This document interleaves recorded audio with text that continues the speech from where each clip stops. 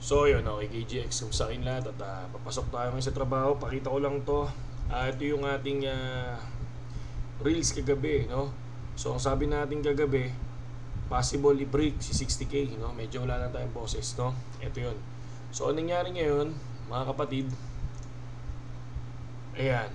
So binrake niya yung 60k, mga lodi, dumiretso yan hanggang 58.5. Kaya lang fake out siya dito sa 58.5. Ayan. Fake out yan. Sabi rejected. So ngayon, umangat siya ulit. And then, bumaba ulit yan, papunta dito, mga lodi. No, umangat muna pero bumaba ulit. Yan. So far, kinukuha niya ulit yung 58,500, mga idol. No, kung ako yan, kung pumasok kayo dito sa 60k, nag-TP na ako dito sa gitna.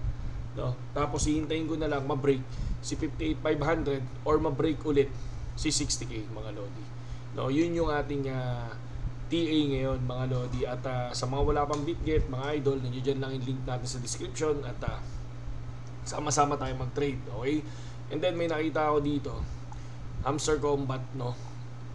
Hamster Combat, kung mapapansin natin, may lumalabas kasi na ito yung original Twitter ni Hamster Combat, pero nung August 10 wala naman silang ibang tweet. Okay, wala naman silang ibang tweet dito, kaya lang yung iba kasi na Hamster Combat page is meron silang may mga tawag dito, may mga tweet sila. Ito katulad nito si 529. Ito kasi yung original si 12 million. So yan. Tapos ito si 529k. Kung mapapansin nyo, meron siyang may ibang tweet siya, mga lods, no. Check lang natin. Click lang natin siya. Ito, Hamster News pa nga. Ang dami niyang no. Yan. Hamster News. Ano to? 7 hours ago. So, mas okay kung makita na natin. Pakita ko lang sa inyo. Bakit? Yung August 10 yun mga lodi. August 10. Okay, diba? So, ito. Ewan ko lang kung totoo to pero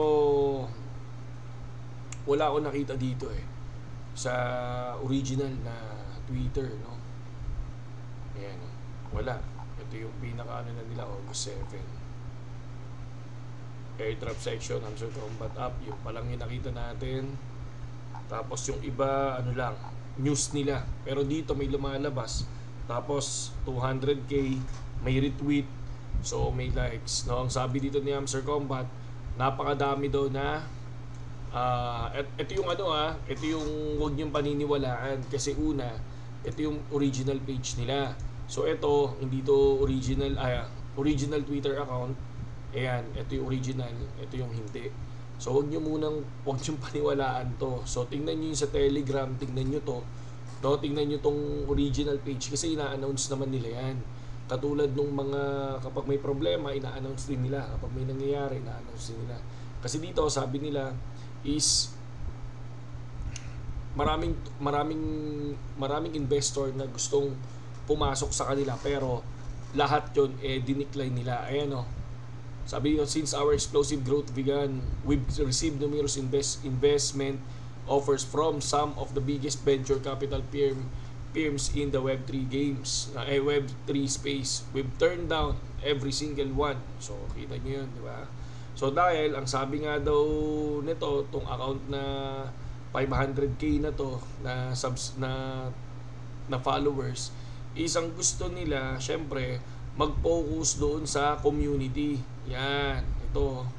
Mag-focus sa community first and build for your community and not for the investor. Kasi ang gusto nga daw dito, sinasabi niya, is kapag nagkaroon na ng airdrop, kumbaga, ang magbebenta tayo, hindi sila, hindi yung mag-i-invest ka agad sila sa coin, tapos pagdating sa mataas, magbebenta sila. Diba? Kumbaga, ang gusto nila, ibigay muna yan sa community bago bahala na yung community mag-invest. Kasi ilan yung i-allocate 60%. So 6 billion maghahati-hati yung active users, mga lodi. So ito ako hindi ko pinapansin to mga ganito kasi kiniklear muna natin yan kung meron bang ito si Hamster Combat na 12.5 followers, parehas lang naman yan. To Hamster Combat News, kasi I think hindi naman to yung original, di ba? Parang ito siya. Ito yung original. Ito hindi. Hindi original to. So yan, kaya mahirap yung tumitingin tayo sa iba, no? Mas maganda kiniklear natin yan. Yan. Para hindi tayo madaya mga idol. Okay?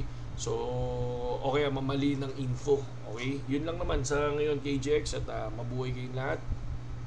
Happy Monday mga lodi.